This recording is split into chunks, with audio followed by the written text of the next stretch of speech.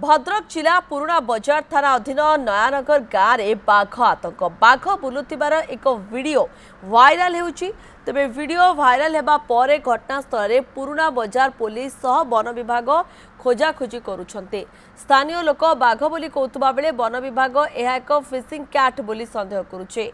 तेबे लोकों को भयभीत न हेबा पाई वन विभाग कहिछि सेमिति किछि जंतु देखाइले वन विभाग को सूचना देबा पाई कुहा जायछि।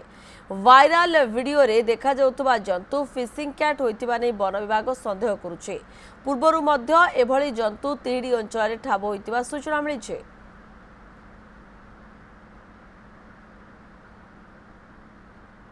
आमे तो वीडियो देखिक जा जानलु जे एटा बाघ नुह फिशिंग कैट भली लगुच जमती गोटे रिसेंटली तिहिडी गोटे धरते गाड़ी धक्का मारिकी मार देइतिला।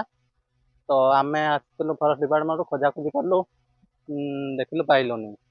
जदि फर्दर केबे आसीबो ताहले हमको जणैले आमे 24 आवर आमे रहीछु हमको जणैले आमे आसी फर्दर चेकिंग करिवु।